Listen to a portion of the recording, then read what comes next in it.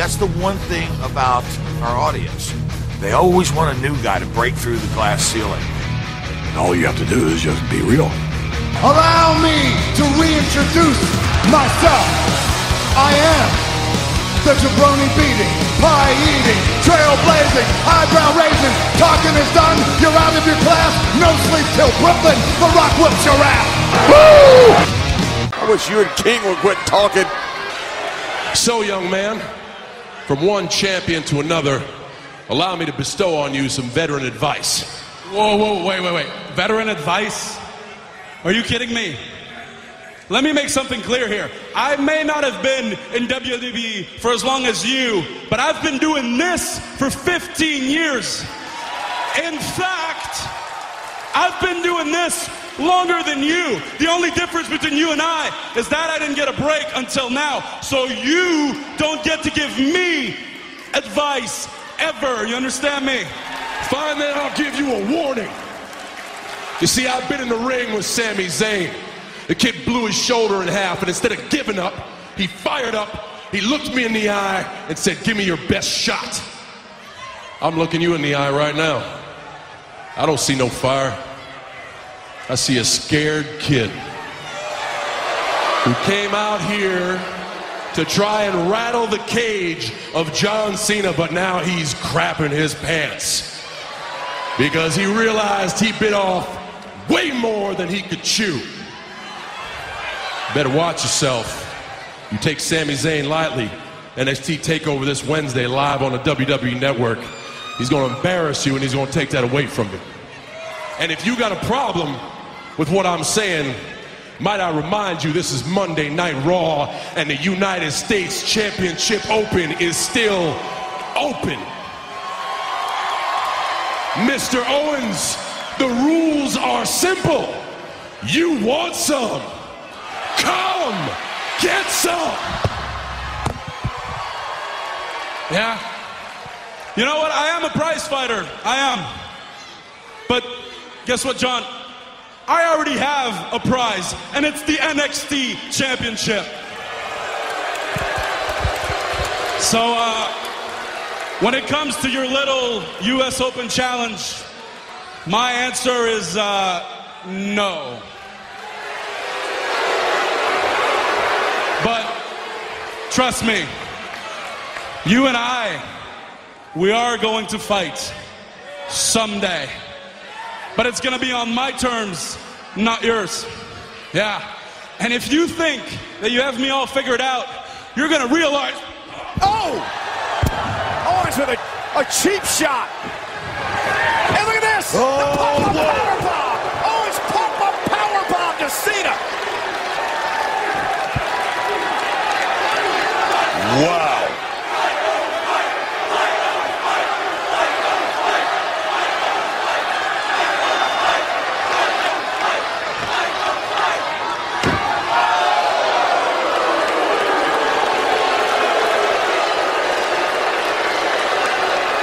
That's a statement.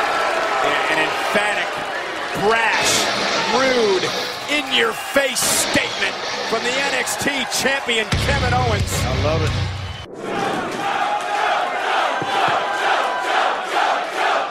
So this is NXT.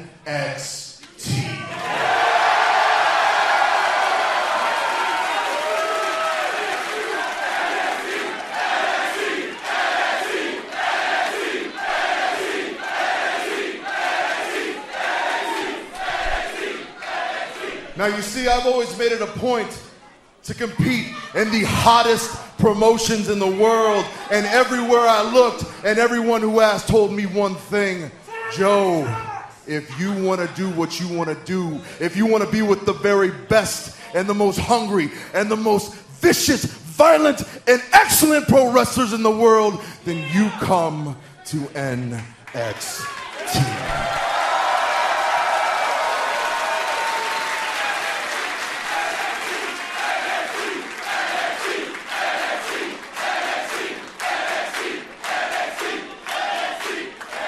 And if tonight is any indication of the competition I can expect, well, rest assured, Joe is happy and Joe is here.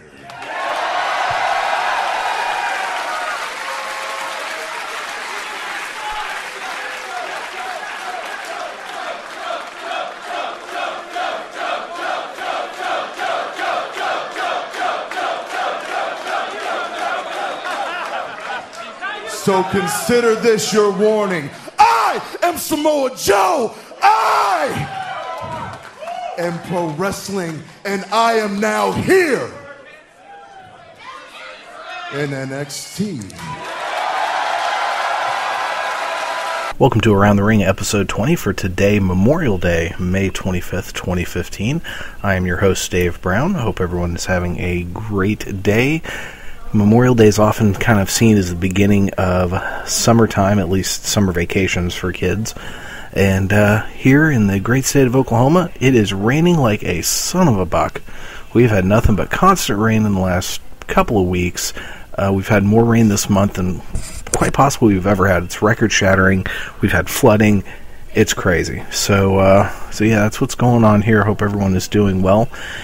It's been a great week for wrestling. Got a lot to talk about, so we're just going to kind of jump on to it. This might be a little abbreviated episode. I'm getting a late start this morning over on K98talk.com. My good friend Rowdy Rick and Robinson and I did the second episode of our new show called It's Clobberin' Time. You should really check it out.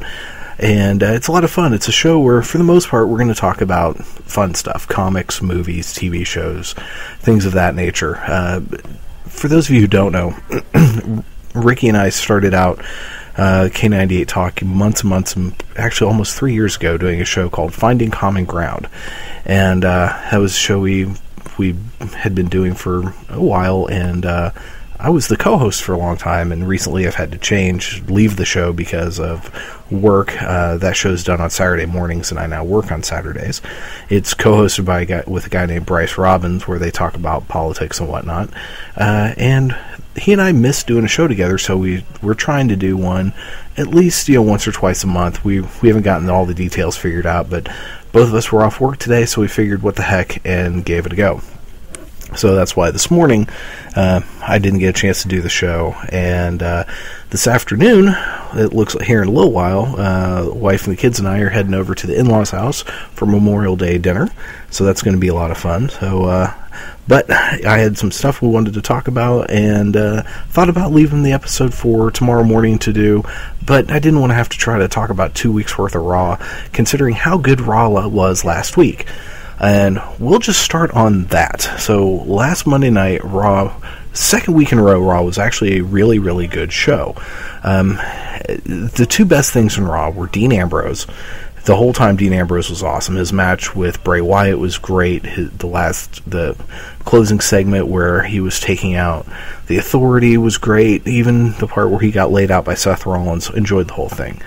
But the part of the night that made me giddy was the John Cena U.S. Open Challenge, which I absolutely love. And during this week's John Cena Open U.S. Challenge, who comes out but one? Mr. Kevin Owens. And Kevin Owens proceeded to make John Cena look like a bitch, and it was great. Kevin Owens is the fucking man. I was marking out like crazy. I was so giddy seeing this. Seeing, especially the moment where Cena was said, I'm gonna give you some advice, some veteran advice, and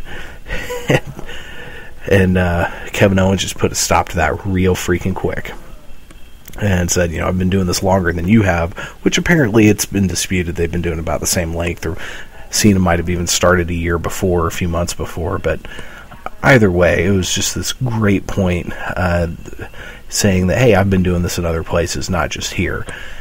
And that's something NXT does really well, which is, without blatantly, giving name to other promotions, they do mention that there are other places in the world where wrestling happens, and WWE's been terrible about doing that.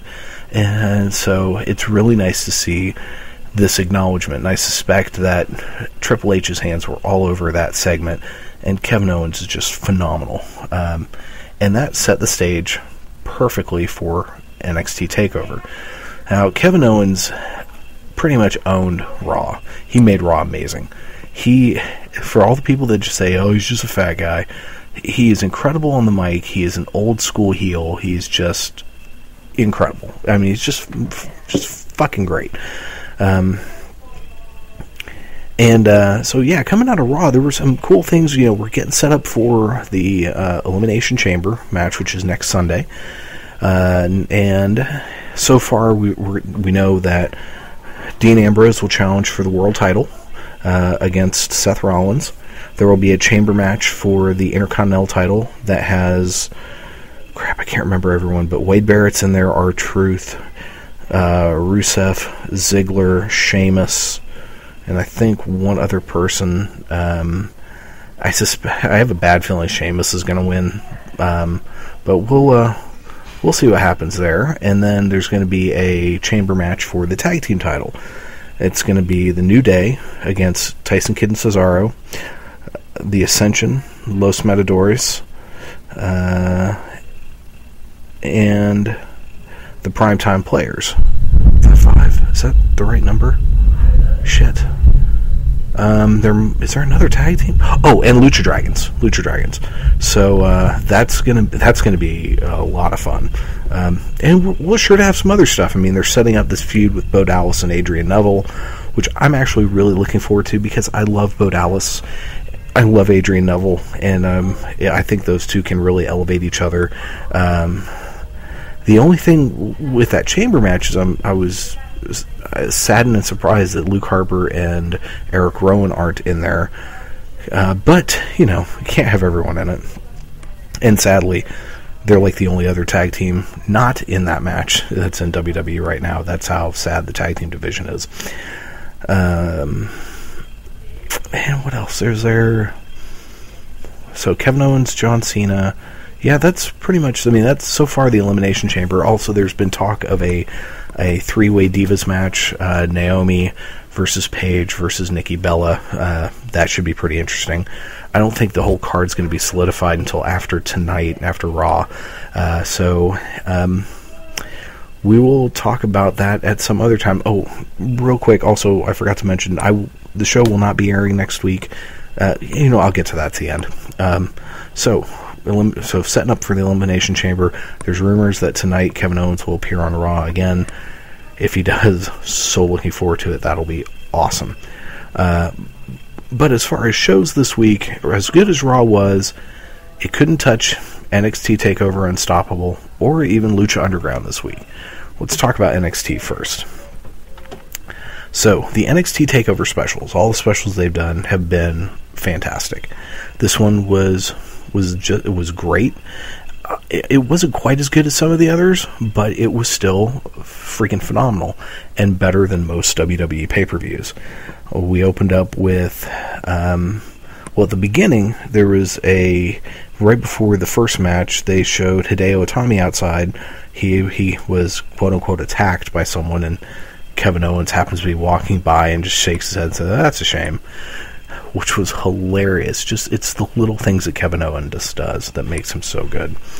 But they made a storyline showing that Hideo Itami was going to be out. Itami needs shoulder surgery. He's going to be out for a number of months. So the match was Tyler Breeze against Finn Balor. These guys have fought before. They are both phenomenal. They had great in-ring work. They had really good entrances. Both of them did. And there was a great spot where I guess there was an NXT Tron. The staging was done differently than in most shows, and Finn Balor climbed to the top of that and launched himself onto Tyler Breeze. Wasn't a huge jump, but still pretty impressive. The best part of that, though, the crowd was chanting, "Please don't die," which was hilarious. This crowd was great. I love the crowd in Full Sail, especially for the TakeOver events. Let's see, then there was the Divas Tag Team match, which was quite good. Baron Corbin had a match against Rhino, which was probably Baron Corbin's best match that I've seen. People are kind of dumping on this guy now. I still think he has a lot of potential, a lot of presence. There was, tag team match, Enzo Amore and Colin Cassidy against Blake and Murphy.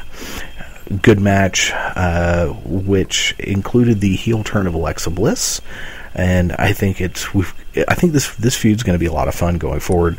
Bliss is great with Blake and Murphy. She kind of gives them a whole team feel more so than before, and Cass and Enzo are amazing.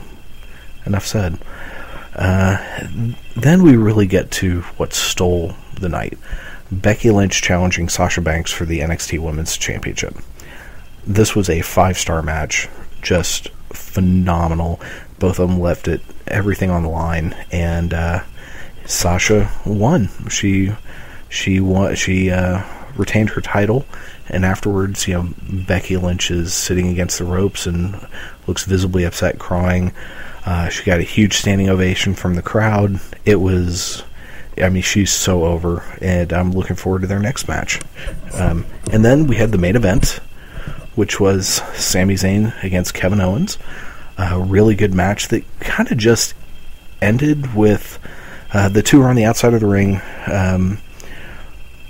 Sami was going for a Helluva Kick. Owens caught him in a pop-up powerbomb onto the apron, and the ref kind of told Owens to get away, and there was back and forth. Owens threw Zayn back into the ring at one point, got out of a chair, hit him with the chair, and then in came Samoa Joe. There's been rumors for a long time that Joe was going to be coming to NXT, and he finally did. And it was a lot of fun. Now, I admit I'm not real familiar with Samoa Joe's career, but I love the fact that he's here now, and I think it's going to be a lot of fun seeing him and Kevin Owens have a good program together. He came out, the crowd went ballistic. The things about his entering the things I really take out of it are kind of twofold. One, it's great he got to keep his name. Apparently that was a Triple H thing. But two, he has a very unique contract that allows him to still work independent dates. And I honestly think he was signed with the sole intention of being an NXT guy. I don't think they have any plans of bringing him up to the main roster, which is fine. And I think this opens a whole new set of possibilities of things that they can do with NXT, with bringing guys in, bringing indie guys in, bringing former TNA guys in. AJ Styles, I'm thinking of you. Bringing them in specifically for NXT to help help build up NXT and to give these young guys experienced people to work with. I think would be phenomenal. Not all of these guys need to go to the main roster, and the truth is, I think you build up NXT as its own separate brand, and I know that's what Triple H wants to do. It can serve a twofold purpose. It can, one, be a developmental branch where they do bring in guys, and they have certain guys that they think, okay, I want to send this guy to the main roster, and then they bring in other talent that they use specifically for NXT. And Samoa Joe is going to be, I think, an NXT guy. And it's a perfect fit for him. He does NXT, he goes and does other indies. I think this is the kind of contract they need to get. They need to do more of. That kind of contract needs to happen for AJ Styles, the Young Bucks, a lot of other talent they could bring in, Cedric Alexander, all sorts of people, and I think it would be great. It would bring a whole new dynamic to the brand. So that would be fantastic. Hopefully we'll see that go down. But the show ends with a standoff between Joe and Owens. Owens leaves the ring, teases coming back in, and then leaves. And it ends with the crowd chanting, "What a bummer." Which, oh man, you gotta love that crowd. There was then, Joe did get on the mic, talked about how he is pro wrestling. This was all happened after the show went off the air, and it's on YouTube and WWE.com and all that. But one thing I love that NXT is treated like a wrestling organization and not a sports entertainment organization. They really do things very differently, and they behave much more like a traditional, wrestling federation. I think that's a great thing. So that's pretty much my thoughts on that. I'm hoping that, before we get on to Lucha Underground, TNA apparently is about to get axed by Destination America. And if that does happen, if the rumors of that are true, then there are a lot of folks who are going to be out of a job. I'm hoping that with Samoa Joe's contract with NXT, maybe Triple H can make more contracts like that. We can get in Bobby Roode, we could get in Eric Young, and help bolster up NXT, and then get in some, Adam Cole. Why haven't they signed Adam Cole yet? Well, one, at the moment he's injured, but bring him in from Ring of Honor. AJ Styles, like I mentioned before, and the Young Bucks from Ring of Honor and New Japan. Let's bring all these people in, let them do indie dates, let them work in NXT, and some of them can go up to the main roster, and some of them can just stay down in NXT, and I think that would be a great place. Hell, I would love to see Angelico and Son of Havoc and Prince Puma come down, even though they're all doing great things in Lucha Underground, which brings us to this week's episode of Lucha Underground. So, damn, I'm talking fast. This is going to be a quick episode today. So this last week's episode of Lucha Underground had a fantastic sit-down interview with Johnny Mundo and Vampiro. Probably some of the best stuff Johnny Mundo's ever done. Prince Puma had a match against Marty the Moth. They let Marty get in a lot of offense. Puma won. It was a good match. And but the whole thing of this night, trios, title on the line, the Crew against Ivelisse, Son of Havoc, and Angelico, in a ladder match. This was crazy. This was so good. And after watching this, I mean, those three, they're my second favorite tag team out there right now. And I think that really Angelico has become one of my favorite performers, period. And Son of Havoc's up there too. This was highlighted by a missile drop kick off of the balcony into the ring, hitting one of the guys from the Crew off of a ladder. How Angelico walked after that, I will never know. Seriously, go find it. The whole match is phenomenal, but this was some crazy shit, and I can't believe he did that. It really makes his last dive off of the balcony almost look tame, look safe. This fool is unreal, and yeah, if WWE was smart, they would start bringing in these other talents from other places, set up a contract with Lucha Underground. Hell, you could even make it so you start bringing in some of these promotions, putting their shows on the network. Cut deals with them. Maybe, pay them a little money to bring in their show. You get advertising. You get Lucha Underground on a bigger audience. Good stuff. But it ended with the champions retaining, and it was just great. I love the three of them. I love them as a team together. And there was a spot where one of the Crew ends up going through the window of Dario Cueto's office, which was broken last week when Johnny Mundo put Alberto Patron through it, and had been boarded up. And at one point during the match, people ripped the boards off, and you see after the boards are ripped off, Dario Cueto's on the phone talking, looking out the window like, what in the world is going on? Eventually says, hey, I'm going to have to call you back, and hangs up his phone. Only on Lucha Underground. Just so good. So yeah, that's kind of it. Also, in doing this week, I knew that these were going to be the main things I was going to talk about. It was going to be a short show, but I was thinking last night about who my favorite current talents are, and so I came up with a top 10 of my current favorite singles wrestlers and my top 8 tag teams. So we'll do the tag teams first. My top 8 favorite tag teams of the moment right now. Number 8, the Lucha Dragons. Number 7, the Wolves. Number 6, the New Day. Number 5, Luke Harper and Eric Rowan. Number 4, the Young Bucks. Number 3, Enzo Amore and Colin Cassidy. Number 2, Angelico, Ivelisse, and Son of Havoc. And number 1, Tyson Kidd and Cesaro. Absolutely love Tyson Kidd and Cesaro. Those guys are just amazing. And those two also happen to appear on my other list, so my 10 favorite wrestlers right now. And we're going to do some honorable mentions first. Honorable mentions include Adrian Neville, Bo Dallas, Tyson Kidd, and Cedric Alexander. Number 10, we've got Bray Wyatt. Number 9, Son of Havoc, otherwise known as Mad Dog Matt Cross. Number 8, AJ Styles. Number 7, Cesaro. Number 6, Finn Balor. Number 5, Daniel Bryan, even though poor guy's injured for who knows how long. Oh, shoot. Hold on. I gotta redo this. One moment, please. Bray Wyatt's just gotten booted to the honorable mentions. So, I'm gonna redo this as we're talking.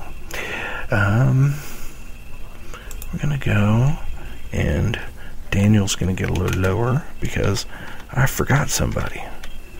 And I don't know why I'm typing this, because I'm going to be erasing this after I'm done with the episode, but one moment. So let's fix my numberings, because I was stupid and did it wrong.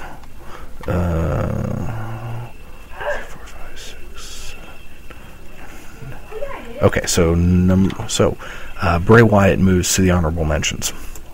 Number 10, Son of Havoc / Mad Dog Matt Cross. Number 9, AJ Styles. Number 8, Cesaro. Number 7, Finn Balor. Number 6, Daniel Bryan. Number 5, Dolph Ziggler. I can't believe I almost forgot Dolph Ziggler. Number 4, Angelico. That man is crazy. Number 3, Dean Ambrose. Number 2, Kevin Owens. And number 1, Sami Zayn. Those are the people I like watching the most, and I honestly mark out for pretty much everybody on these lists. So, let's see. Shortest episode ever. I'm not even going to hit the 30-minute mark. Hey, you got lots of stuff to do with your week and on your Memorial Day, and I don't expect you to spend a whole lot of it with me. So, that is pretty much that. Real quick, going to end things on, going to mention something. It's a kind of a sad note. Former coworker of mine, I found out today, passed away last night. He battled for over a decade with severe depression, and last night it won, and he took his own life. Depression's nothing to screw around with, and if you're suffering, people do care, and you should get some help. For those people who've never gone through depression, especially the kind of depression that makes you suicidal, you really don't understand the clarity that it gives you, and how clear things become about how, ending it all would make life simpler for everyone else around you after the short amount of pain, after the pain they go through with your loss. It's a sad thing. It's not the simple thing of it being selfish. It is, in a lot of ways, it is selfish, but for some people, it's their only option, and it's very, very sad. So, to my friend and former coworker Anthony, rest well. I hope you find what you're looking for in the next life, and Godspeed. So.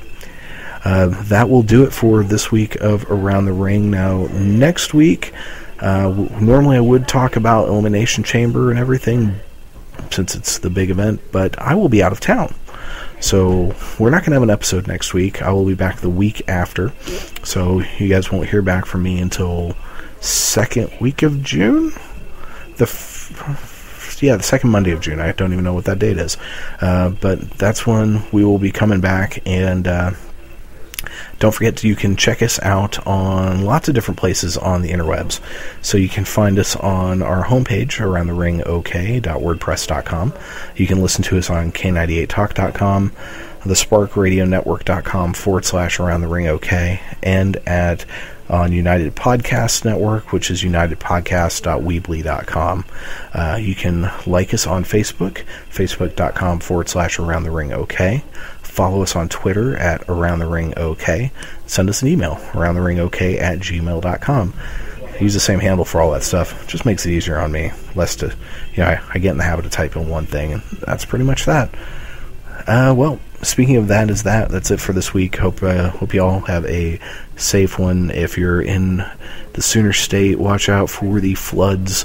Water's getting crazy out there. Be careful. And this is great. Jerry Springer used to always say, take care of yourselves and each other. You've been listening to Around the Ring on the Spark Radio Network. All you have to do is change your point of view. and Bo Reed. Austin 316 says I just whipped your ass. Damn! Woo! That sucks more than anything that I've ever sucked before. What? It's for charity.